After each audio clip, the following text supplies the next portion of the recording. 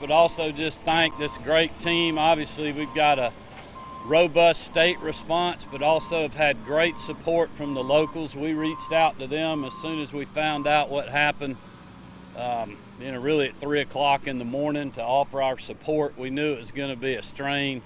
Mayor on the city of Soperton and Adrian as well from a traffic standpoint. So I want to thank Lieutenant Colonel Hitchens, Sheriff Corbett, and the rest of the local first responders for really working on the traffic issues.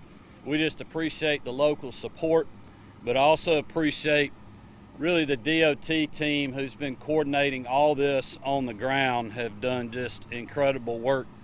Corbett Reynolds is the District 2 engineer, and then Mike Taylor is the maintenance engineer, and they have really helped coordinate the response down here with a great private sector workforce. Fortunately and unfortunately, they've had a lot of experience doing this before with the I-85 bridge collapse after the fire in Atlanta. And I just want to thank C.W. Matthews, D.H. Griffin, who's doing a lot of the demo, and McClendon Enterprises, who's been hauling the debris away. And really this team getting this done a lot quicker than we ever thought it would. I'm going to let the district engineer, Corbett Reynolds, give you a quick update on a few more details, and then we'll take some questions. Good afternoon. As the governor was mentioning, we made a lot of progress overnight. The great thing when I returned this morning was to find about 4 o'clock this morning that most everything had been piled up and broken up. So it allowed us to get well ahead of schedule. We put some schedules out there that we have exceeded, and mainly we've exceeded them because everything that we kind of put in place thinking may be a problem has really gone our way. About the only problem we had was a little thunderstorm yesterday. So the deck weighed close to 600,000 tons. They were able to drop that to the ground by about 2 a.m. And by 6 a.m. they had that broken up and ready to transport. So we've been hauling since 7 a.m. That's just about gone, as you can see. So 600,000 tons, probably about 35 loads at least have gone out of here with various size trucks. We are very hopeful, and our schedule, revised schedule, is to open westbound today by 5 p.m. We'll be asking Georgia State Patrol to escort the traffic down from our traffic control on the other side of exit 78, and crews will continue to work diligently to get the other side safed up so that we can prepare to open at latest tomorrow morning on the eastbound side. But you can see the progress that's been made, and we're looking for opportunity to open even sooner if possible. That's about all I have, Governor. Thank you. Billy, you want to give any update on traffic? I can, sir. Currently, right now, we're sending the detours through Soperton and Adrian, and we have specific ways for you to go. So if you're going westbound, you're supposed to go through Adrian, going eastbound through Soperton. And those towns are small, so be patient as you go through. The sheriff has folks that are working that area trying to help traffic get through as fast as we can. We also have our troopers that are out patrolling the area, so if there are any issues, we'll try and address those and try and speed up traffic as fast as we can. And we also are working with our DOT partners to address any issues they see. Sheriff, you and the mayor want to give a quick update. I want to start off. Yesterday morning, wee hours of the morning, we got the call that the truck had struck the bridge, and nobody ever believed that the truck would have shifted that bridge. I think it was a little over 4 foot that it actually shifted the whole bridge. And all our people responded. We started making phone calls, and I especially want to thank the governor and his office for what they've done. I want to thank Georgia State Patrol, Lieutenant Colonel Hitchens, and Captain Lewinsky for what they've done for us in this area. Without them, we couldn't have made it with the traffic. Soperton's a small town.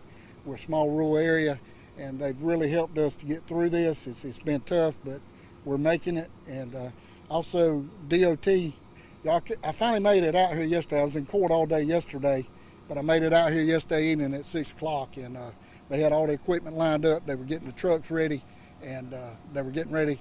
And by 2 o'clock that morning, they had that bridge down.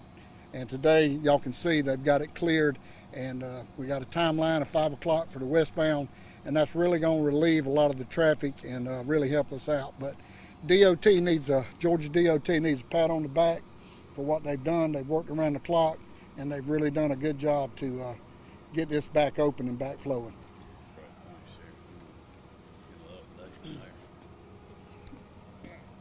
In my lifetime, I don't ever remember seeing anything this devastating happen traffic-wise in Treutlen County or city either way. And the remarkable thing is, it's almost like a magic trick that just happened. For all that to get tore down and hauled off as quick as it did was a major concerted effort from the governor to the state DOT, the sheriff's office, EMA, Georgia State Patrol, and the city too. And we've had a few. Let me say one other thing. Also, we've had hurricanes in the past. Never before have we had this much traffic come through the city of Soperton. And, you know, the main objective is not to let traffic get stalled up, because the traffic's got to move, you know. And I think everybody getting together has done a wonderful job, and I appreciate it. We needed your help, and y'all delivered. No doubt about it. Appreciate that, Mayor. And also, again, just want to thank the private sector partners. They've been out here working as much as the state and the local folks have too. So it's been a great partnership. We'll open it up for questions for really any of these folks. I guess, Governor, maybe the obvious, but how key was it to get especially these westbound lanes going?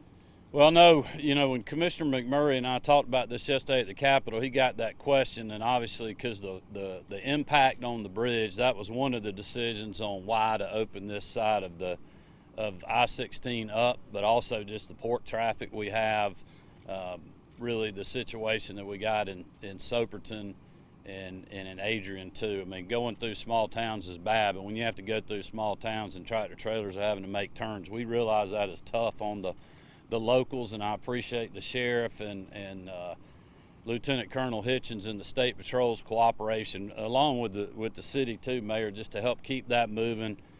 We appreciate the citizens being patient. We're going to try to get this thing rolling.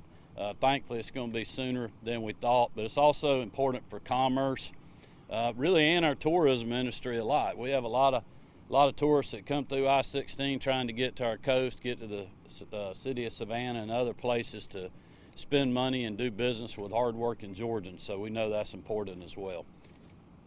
We haven't heard much about the truck driver, but in the end, who's paying for this? Is it taxpayers? Well, I'll let Lieutenant Colonel Hitchens talk real quick, see if he has any update on the driver and, you know, potential charges.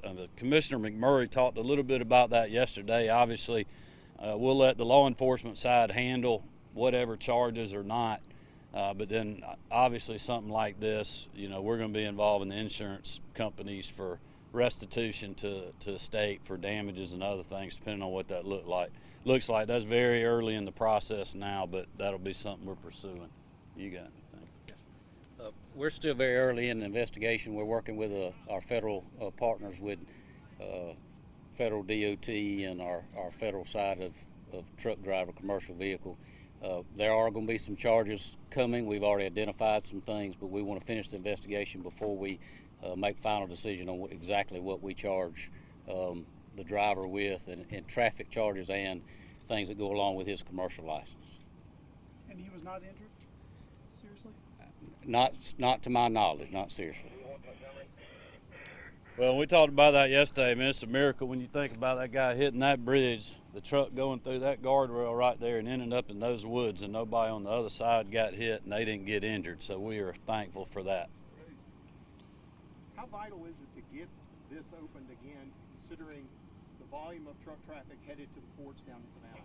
Well, well, it's both. I mean, the traffic coming to and from the port is vitally important, especially if you're, you know, a merchant that's trying to get the goods that are coming out of the port, or if you're, you know, a merchant or an exporter that's trying to get goods shipped overseas to receive payment and other things of that nature. But we also know from just people trying to get to work, people moving their families to whatever activities they have, vacation and other things, and then the impact that it's having on small cities in rural Georgia, you know, are just as important in many ways as commerce is, especially if you're one of those cities one of those citizens that live in those cities. So that's why when I called when Commissioner McMurray called me to let me know what had happened early the other morning, I told him, I said, look, you've done this before.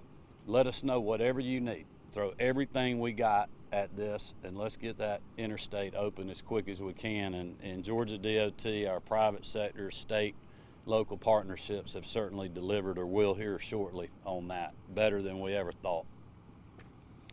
All right, thank you guys.